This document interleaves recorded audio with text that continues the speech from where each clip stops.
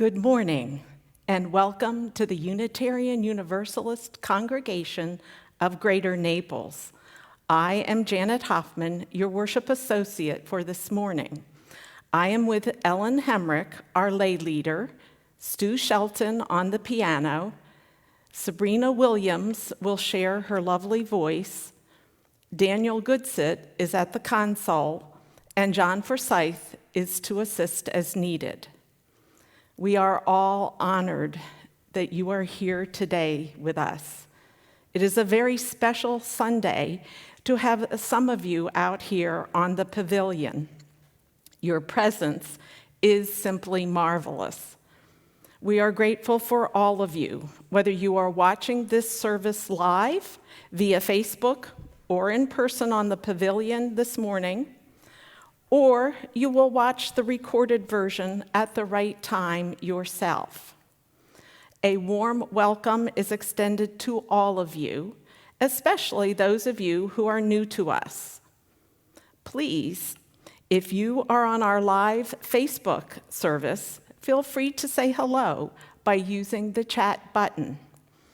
And if you are interested in getting on our mailing list, please send an email to our office administrator at office@uunaples.org. Then we can include you in our email news blasts to receive links of all the learning and fellowship opportunities here at UUCGN.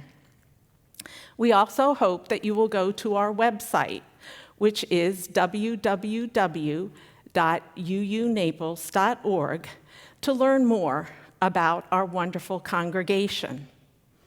I am very excited to have Ellen Hemrick as our lay leader this morning to share a heartful poem and her thoughts with you. She has been an inspiration for myself and many others with her commitment to work for our mission of creating a larger community of peace, justice, and love. The belief in the inherent dignity and worth of every person is what she embodies. It is what she is and who she is, and she lives it in so many ways. Just two small examples out of many are when she worked for the collection and distribution of supplies and food after Hurricane Irma, or organizing the Mutual Food program during the pandemic. She has coordinated the Showing Up for Racial Justice of Southwest Florida for over 6 years, which has given support to marginalized people in numerous ways. As a speech therapist and a single mother, she continues with her amazing work. Now, let's take a deep breath and settle ourselves into this time of worship with the morning's prelude.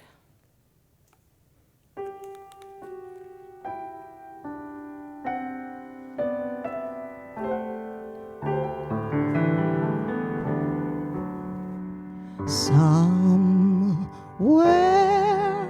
over the rainbow, way up high, there's a land that I heard of once in a lullaby. Somewhere over the rainbow, skies are blue, and the dreams that you dare to dream really do come true. Someday I'll wake up on a star and wake up where the clouds are far behind me, where troubles melt like lemon drops away up on the chimney tops. That's where you'll find me.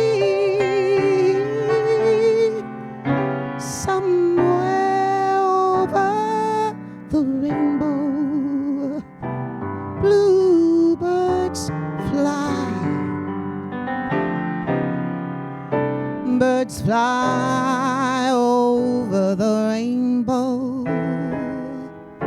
Why then, why can't I?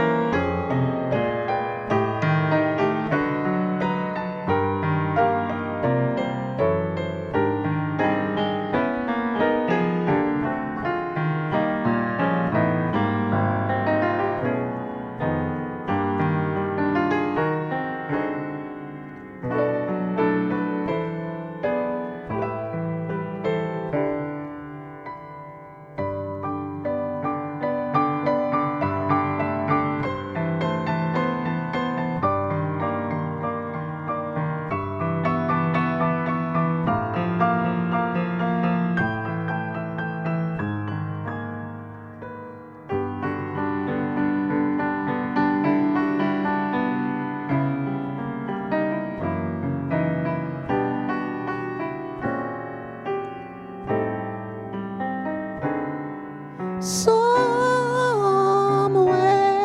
over the rainbow, bluebirds fly. Birds fly over the rainbow. Why then, oh, why can't I?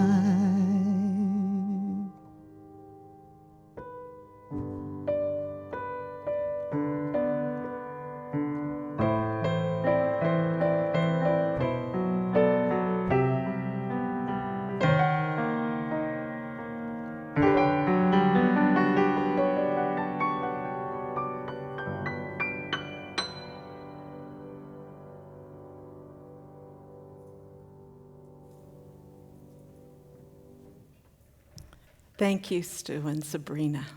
That was beautiful. I will open with a poem written by a Guatemalan poet who lived an incredibly inspiring life and followed his values no matter the consequence. Before the Scales, Tomorrow, by Otto Rene Castillo.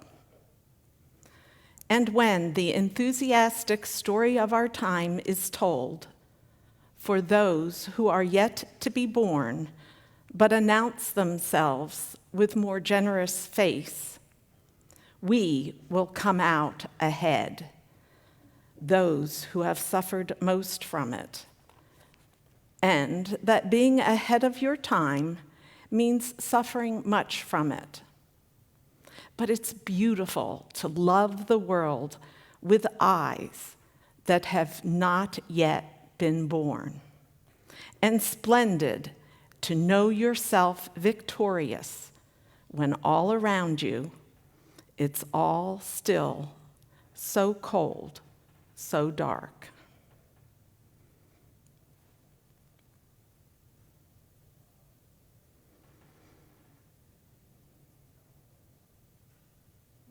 Share the chalice lighting response with the words you'll find on your screen. May this flame stir our hearts and remind us of our mission to be truly welcoming, to grow in mind and spirit, and to widen the circle of peace, justice, and love.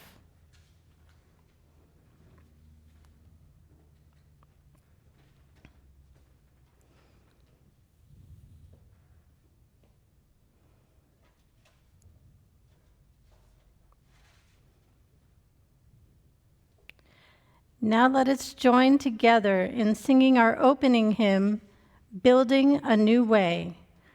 We're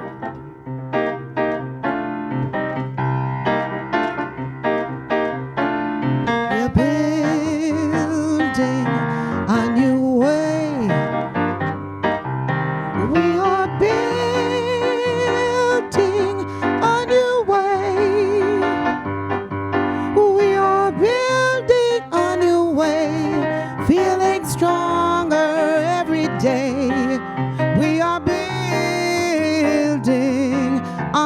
away. We are working to be free. We are working to be free.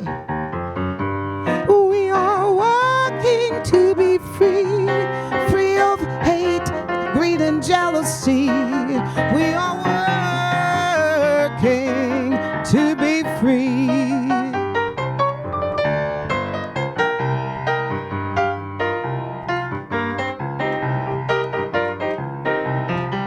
We can feed our every need. We can feed our every need. Start with love, that is our deed. We can feed our every need. We are working to be free. We can feed our every need. We can feed our every need. Start with love, that is our creed. We can feed our every need.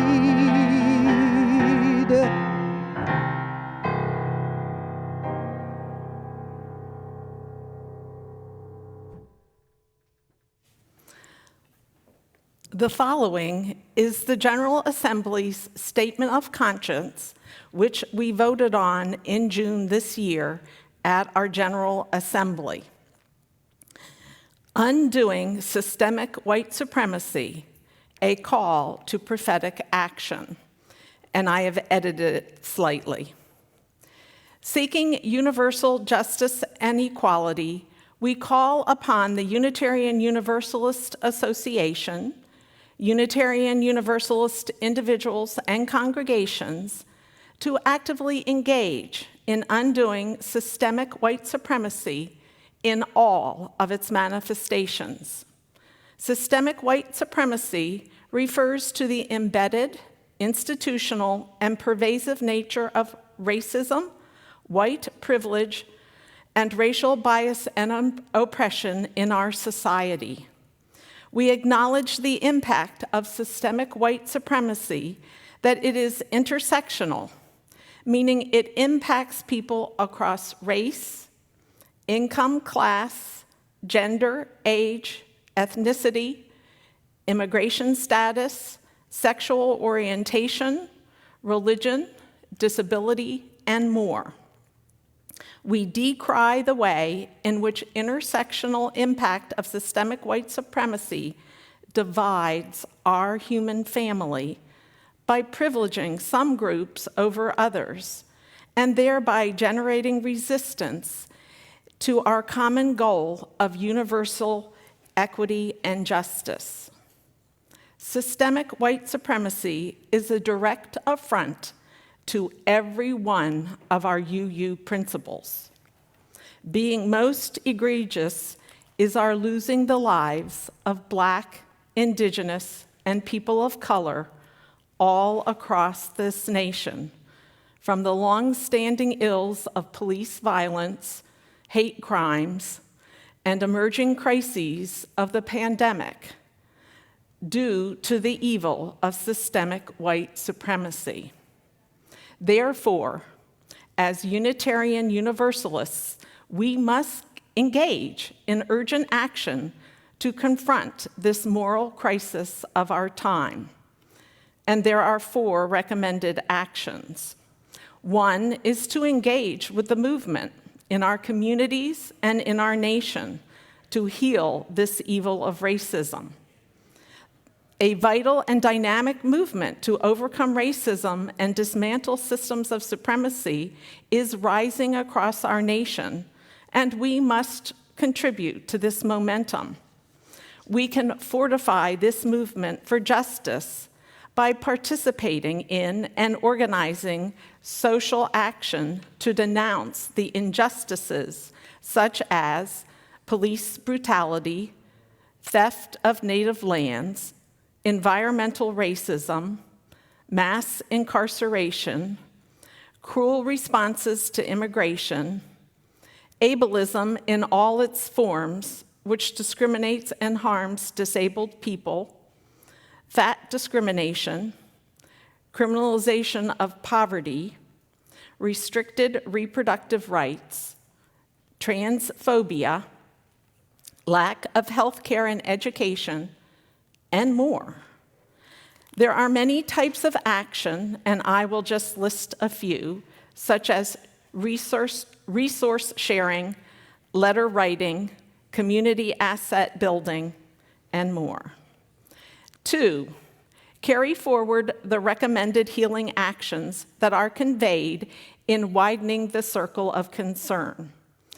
There is internal work within our denomination that is needed to overcome ways in which white supremacy is woven into our group cultures, our interpersonal relationships, and individual ingrained biases. And this report can give us guidance. And many thanks to those of you that did attend and participate in our Widening the Circle groups that we had this year. 3, build relationships across boundaries of privilege and oppression. Through the lens of intersectionality, we understand how systemic white supremacy breeds the lie of division. From unequal access to housing, poverty, healthcare barriers, and environmental degradation, we all suffer. When one group seeks help for a problem, such as racism, another oppressed group that is a member of the dominant race may feel that the roots of their own suffering will not be addressed. We must forge relationships beyond boundaries of privilege and power as we struggle for justice for all oppressed people, while continuing to focus on the vital work of undoing white supremacy. And it lists a myriad of groups to partner with on anti-racism. I will name a few. Black Lives Matters, the Mashpee Wampanoag Tribe, the Poor People's Campaign, and the Standing Rock Nation. And 4 is to fulfill our UU role as a spiritual anchor to Black, Indigenous, and people of color that are UUs. We need to support them, and we need to consider their healing needs when planning any event or effort. As UUs living in a time of racialized violence, environmental crises, and a democracy that is on the precipice of disaster, we must urgently engage in relationship building, internal growth and transformation, and wider justice action to undo systemic white supremacy and promote universalist equity and justice throughout our world. And now we will sing "Come, Come, Whoever You Are," and we will sing it 3 times.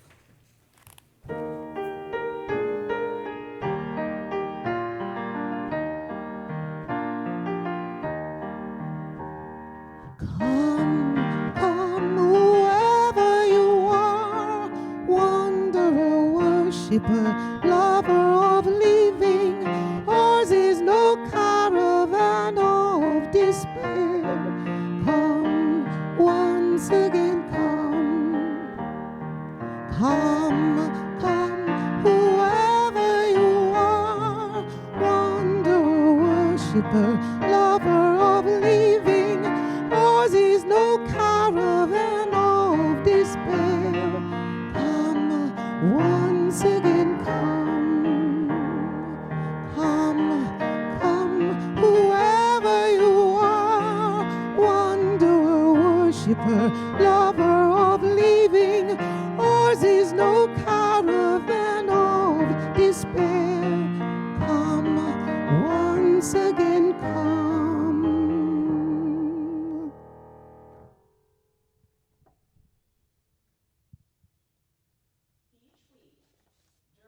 service, we set aside a time for community, a time to recognize that individually and together, we have our ups and downs, a time to share with one another our individual joys and sorrows, and in doing so, building bonds of love and understanding. Not being together in person for such a long time has been one of the hardest parts of our forced separation. We may value the social aspects of our congregational life, but these moments of sharing on Sunday is what binds us together, reminding us of our humanity and of our compassion. The Caring Corner, now being sent out every Tuesday, is a way for each of us to share our news with the UUCGN community and learn and respond to each other's joys and sorrows. If you have something you would like to share this way, please email our office administrator at office@uunaples.org. This morning, we remember those in our lives who are struggling and those who are creating milestones. If you are thinking of someone right now, please take this time to light a candle or say their name or remember them in some way. It is with great joy, mixed with lingering sorrow, that the Board of Trustees and the Facilities Committee announced the completion of our repaving project. The Joan Looney Memorial Drive was dedicated on June 20 by members of the Looney family. The sign, which is below the name, reads, "This lane represents a pathway to a special place where all can gather in search of love, justice, peace, and harmony." We are grateful for this gift from Glenn Looney in honor of his beloved wife, Joan, who passed away this last October. As we enter into our time of meditation this morning, it might be good to acknowledge that our lives are always in flux, buffeted by things within and beyond our scope to change. Thus, it is sometimes better to lean into the motion and find within new ways to live.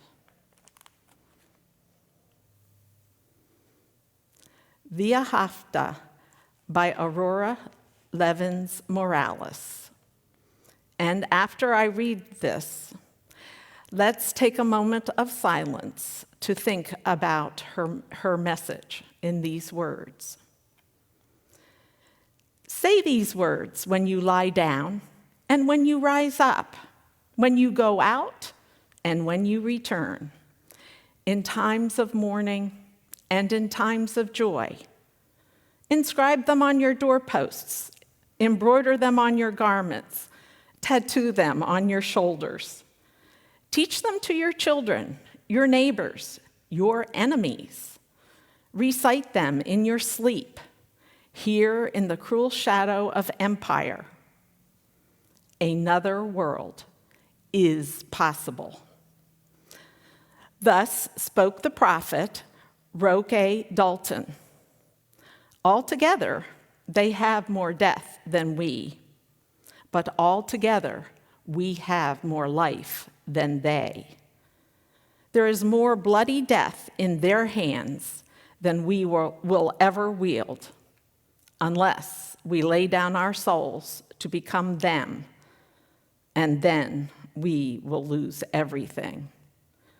So instead, imagine winning. This is your sacred task. This is your power. Imagine every detail of winning. the exact smell of the summer streets in which no one has been shot, the muscles you have never unclenched from worry, gone soft as newborn skin, the sparkling taste of food when we know that no one on earth is hungry, that beggars are fed, that the old man under the bridge and the woman wrapping herself in thin sheets in the back seat of a car, and the children who suck on stones, nest under a flock of roofs that keep multiplying their shelter. Lean with all your being toward that day when the poor of the world shake down a rain of good fortune out of the heavy clouds, and justice rolls down like waters. Defend the world in which we win as if it were your child. It is your child. Defend it as if it were your lover. It is your lover. When you inhale and when you exhale, breathe the possibility of another world into the 37.2 trillion cells of your body until it shines with hope. Then imagine more. Imagine rape is unimaginable.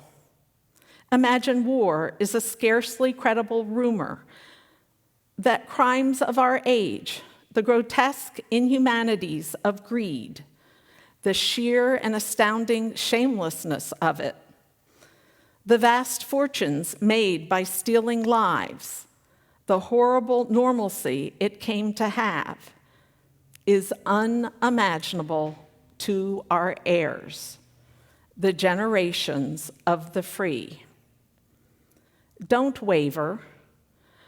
Don't let despair sink its sharp teeth into the throat with which you sing. Escalate your dreams. Make them burn so fiercely that you can follow them down any dark alleyway of history and not lose your way. Make them burn clear as a starry drinking gourd over the grim fog of exhaustion, and keep walking. Hold hands, share water, keep imagining, so that we and the children of our children's children may live.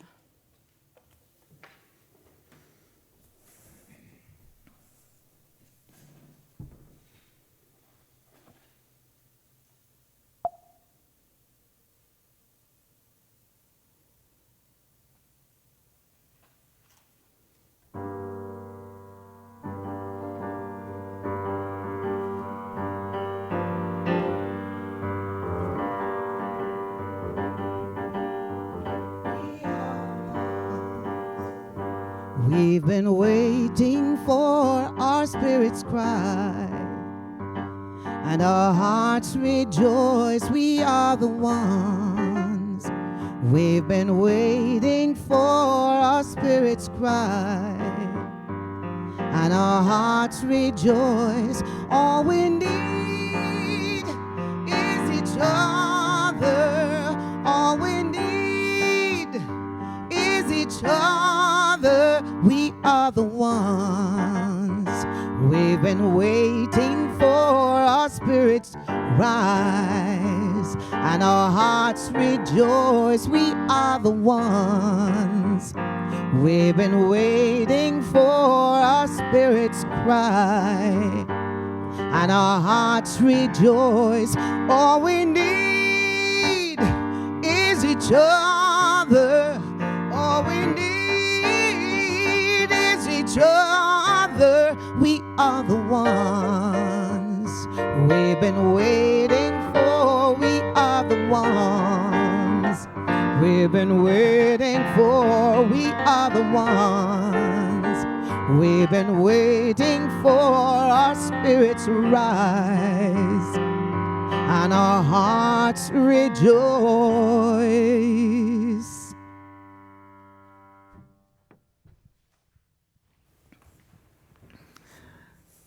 Wow, thank you, Sabrina. That was beautiful. I'm like crying.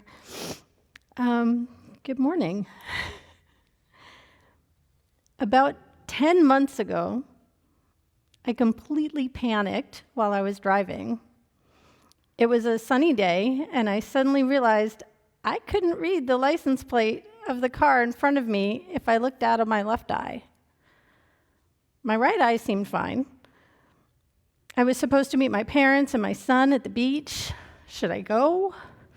I have a history of migraine with vision auras. Maybe that's it. Was it something to worry about?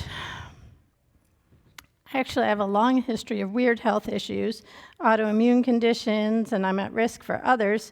So knowing this, I sacrificed my sunset trip, and I drove to the nearest eye doctor who would take me that day. After a lot of anxiety, tests, and dilation of only one eye that failed to make me look exactly like David Bowie, as I hoped, but you can't win them all, the verdict was in: cataracts. I insisted that my right eye was completely fine and that my left had been fine just yesterday. Besides, I'm not that old. 50 is the new 20, right? The doc calmly explained that it is very common not to notice subtle changes that had probably been going on for a long time, and that yes, it was both eyes.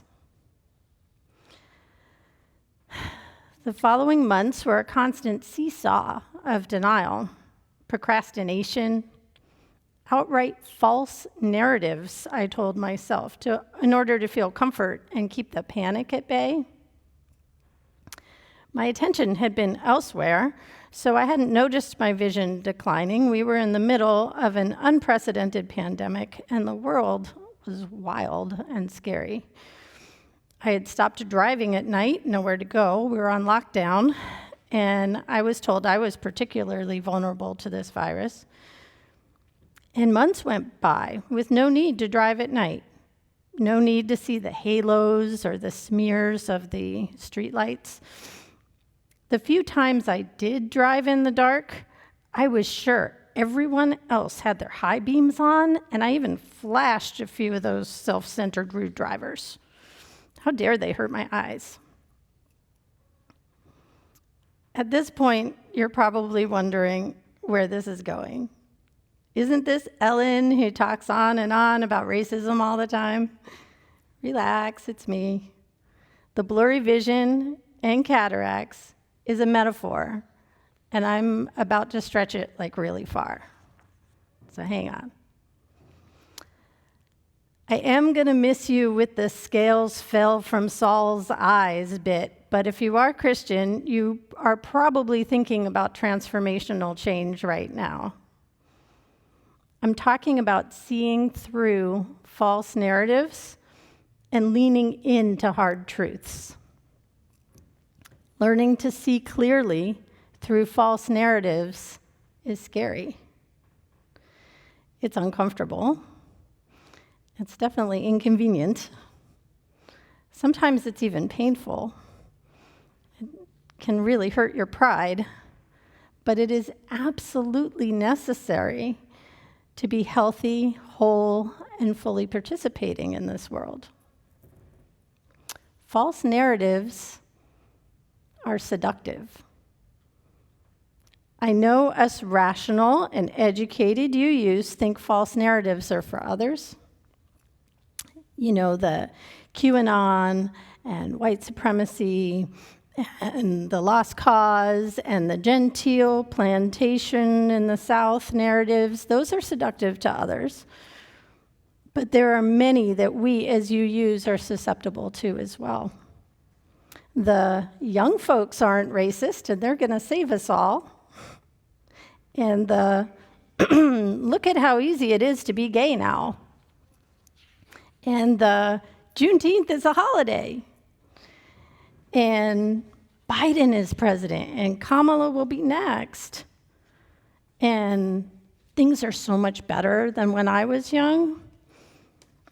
And I'm not part of that problem.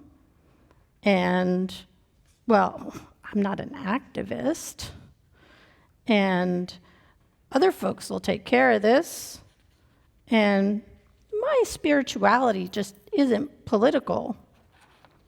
And the very dangerous, the truth is always somewhere in the middle.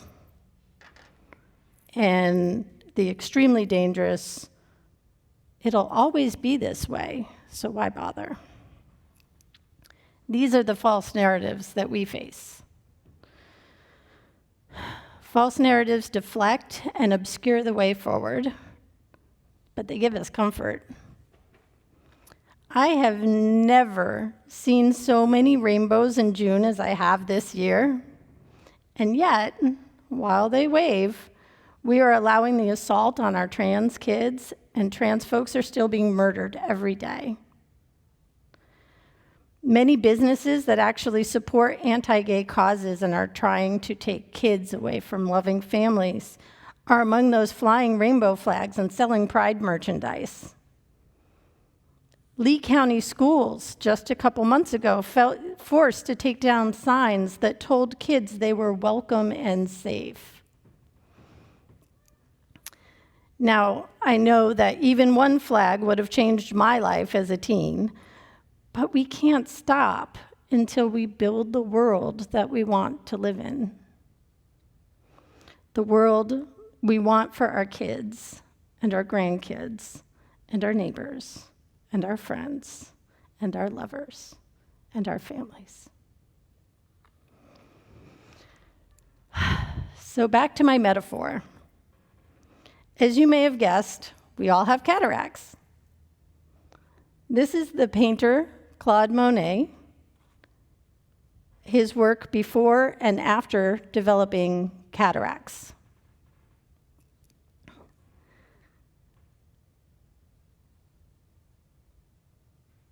That's the same bridge. Last summer, as the uprising started, we were in denial about our vision. We hadn't realized it was this bad until the video of George Floyd. We were understandably paying more attention to our own family and our personal lives, which are blessedly free from racism. It is easier to avoid driving at night than it is to have surgery. If we just sit with our backs to the sun, then we can see people outside. Turning off the news gives us comfort. But we aren't old enough for cataracts. We often believe we aren't the racist ones, and the system works great because we've not experienced it any other way. And if, just if, we wear these fabulous sunglasses, we can put off surgery for another few months while looking really good. But putting off action is another day of lost opportunity to build the world that we want. And besides, people are literally dying. But we can reschedule those eye doctor appointments at another time. Hearing about racism and violence is upsetting, but the time is now. Having surgery means not wearing makeup for over a week, and then everyone will see how old and unattractive we really are. But facing our part in racism is wounding our pride. But it's actually killing other people, so which is worse? And finally, those people with the high beams that are hurting my eyes. Waiting to hear about racism from a gentle and soothing voice that elicits no sense of responsibility or guilt will just never happen. On this the 4th of July? Will we look through the lens of racism and oppression? Will we embrace seductive false narratives? Or will we walk in the world clear-eyed and with love?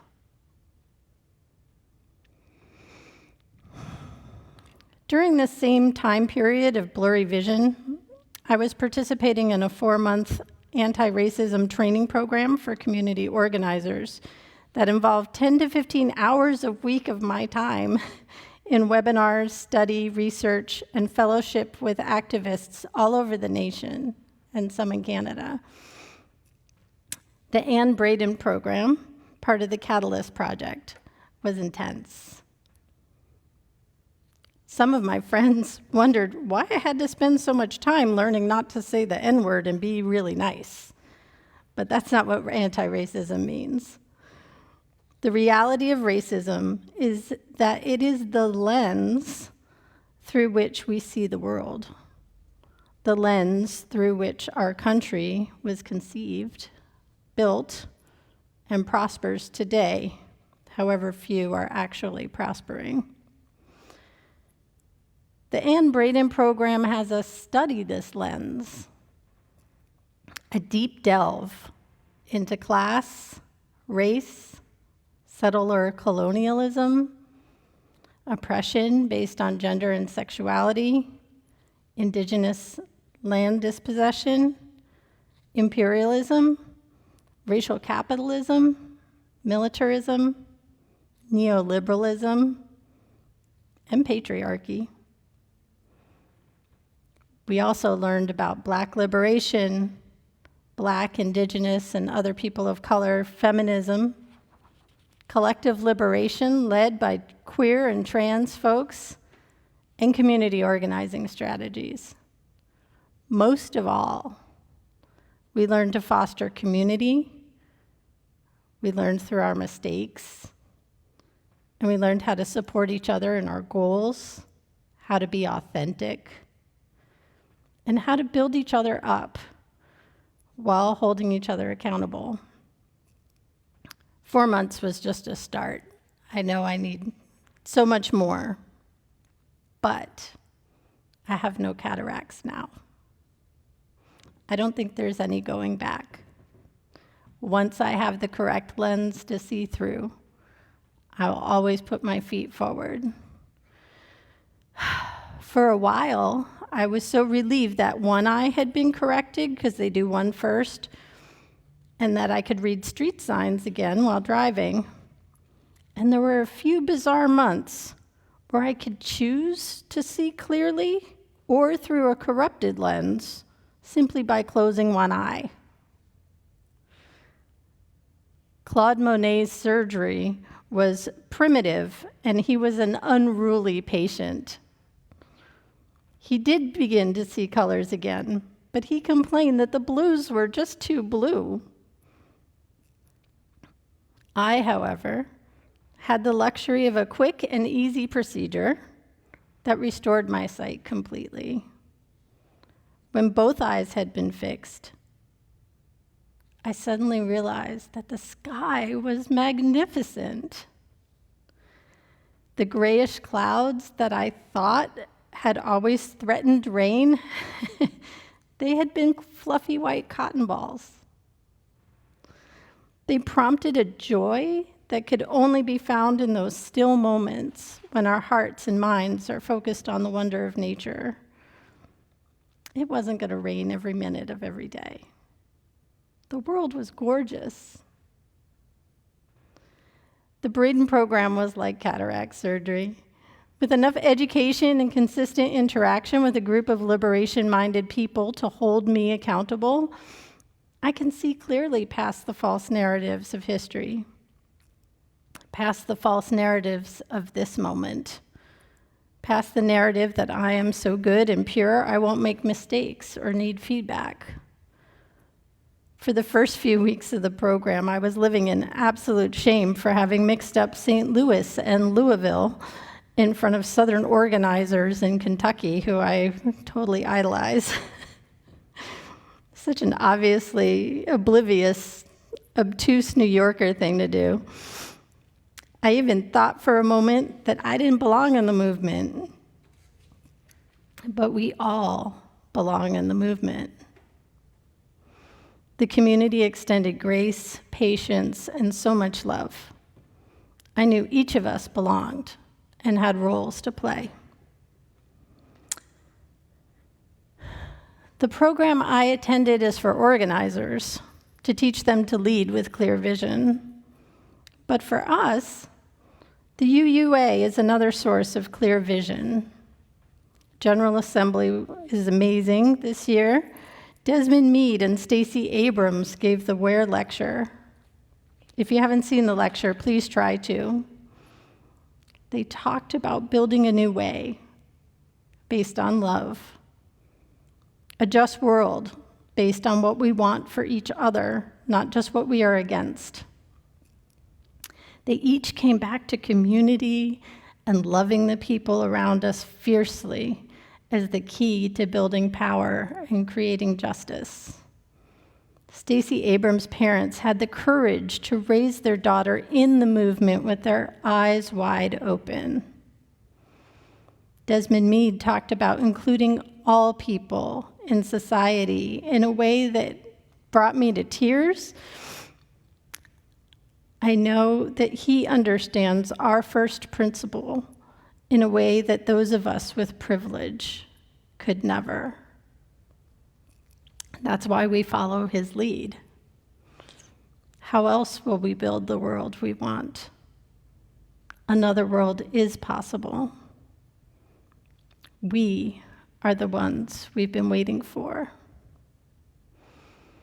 The clouds will look glorious and the sky a blue that is unbelievable when we lead with love, when we clear our vision and bring our community into the full spectrum of truth.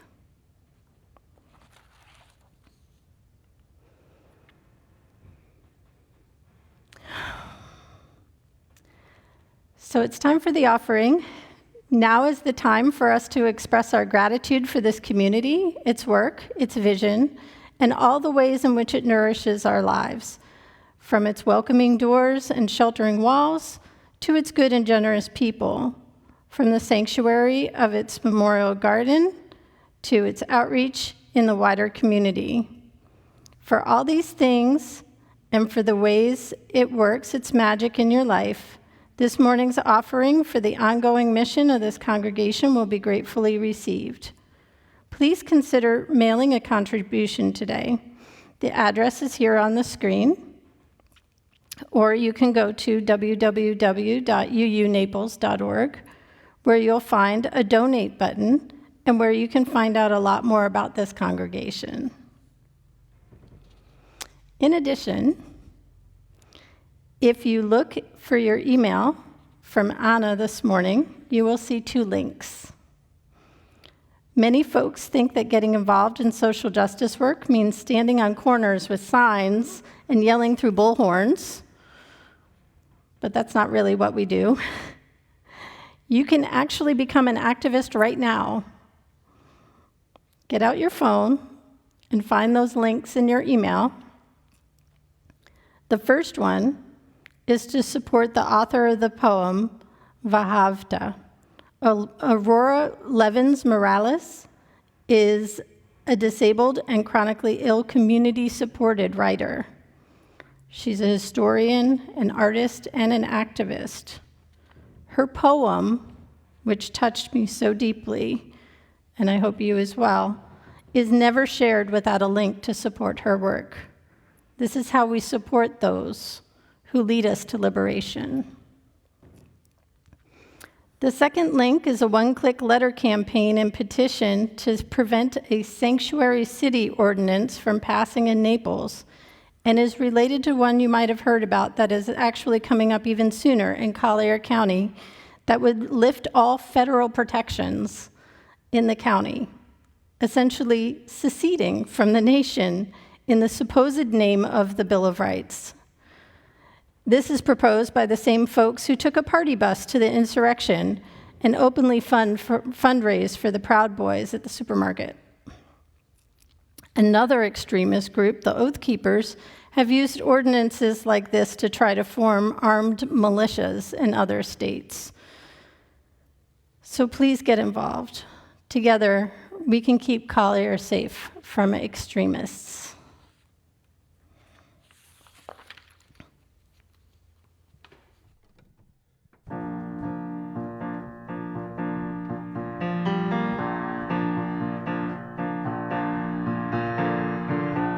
I can see clearly now the rain is gone.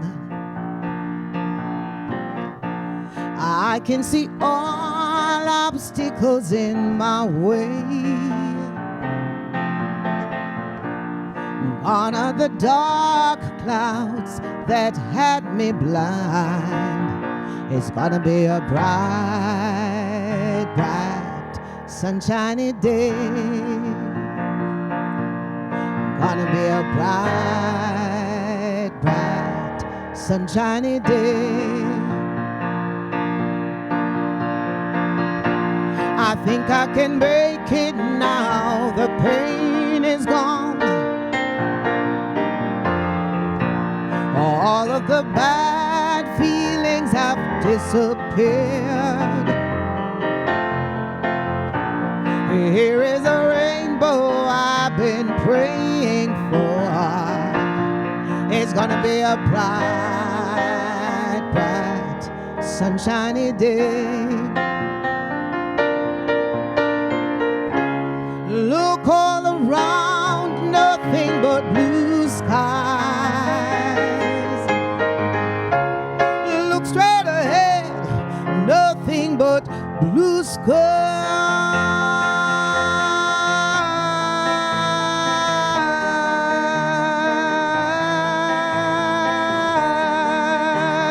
Blue skies.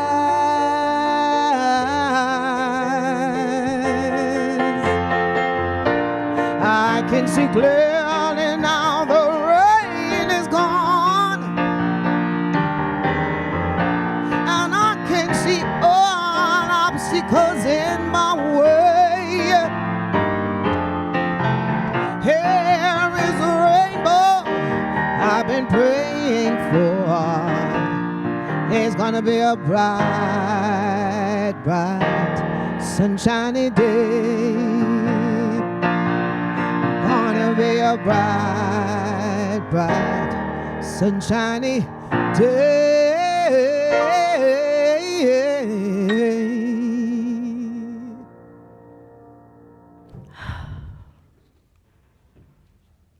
Wow. I'd like to share with you a poem written by someone who had gone through the Braden program a few years ago, named Laura Eberly. This poem is now read at the end of every Braden program, and I will try to get all the way through it without crying my eyes out.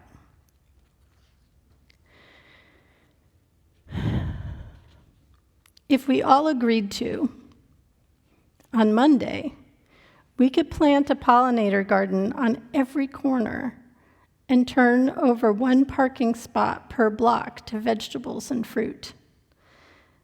But first, on Sunday, we should assemble all the healers, all the yogis, chiropractors, sangomas, and sage smudgers, and ask them to have coffee with the matriarchs and the refugees and the trans sex workers and the small town queers, and anybody who has yelled at a marble building through a bullhorn or raised a child in times of war. And by lunchtime, all of us would learn to locate, heal, and fortify our spines.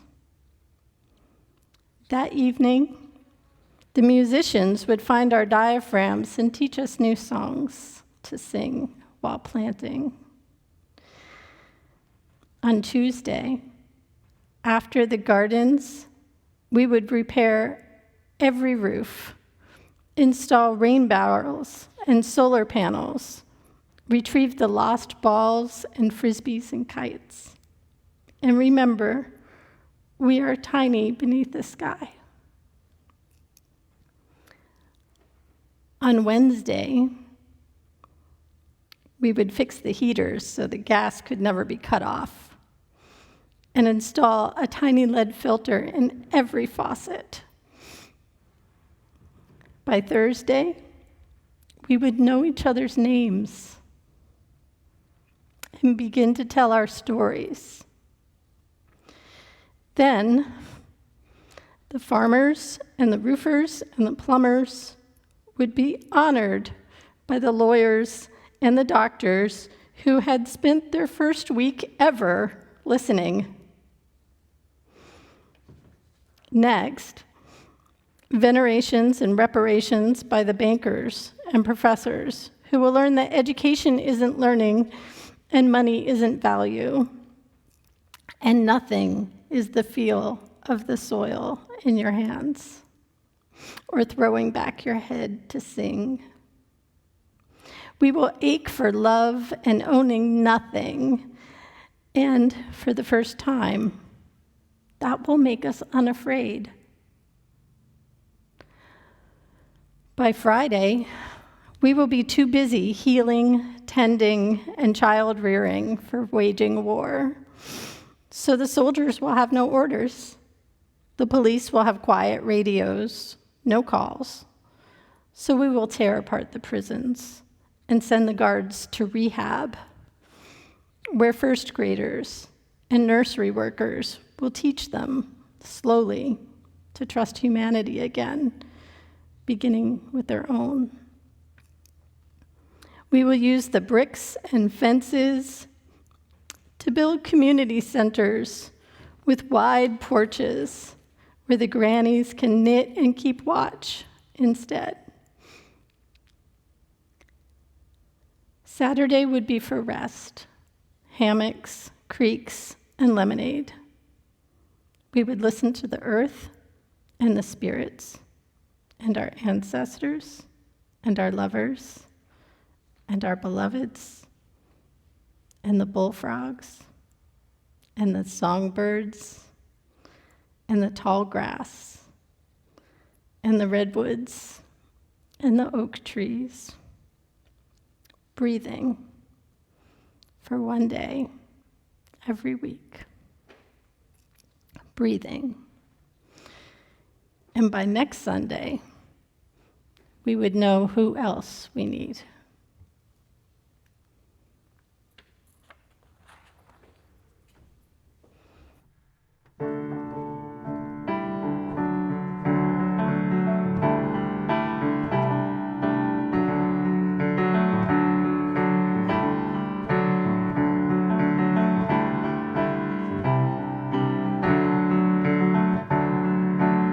Try to see it my way. Do I have to keep on talking till I can't go on? While you see it your way, there's a chance that we might fall apart before too long. But we can work it out. We can work it out. Think of what you're saying. You can get it wrong and still you think that it's alright. Think of what I'm saying. We can work it out and get it straight or say goodnight. We can work it out. I know that we can work it out. Life is very short, and there's no time for fussing and fighting, my friend.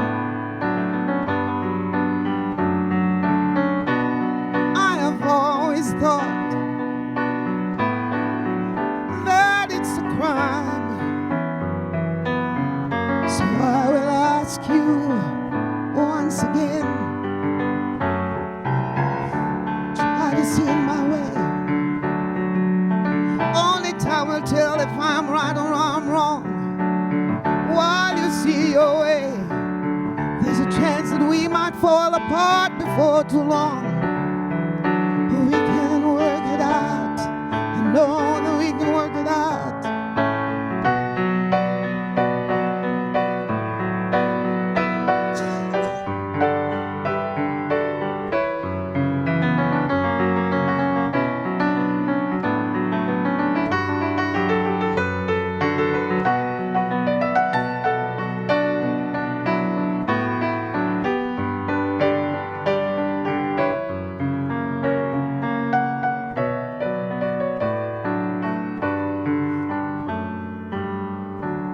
you see it my way? Do I have to keep on talking till I can't go on? While you see your way, there's a chance that we might fall apart before too long. But we can work it out.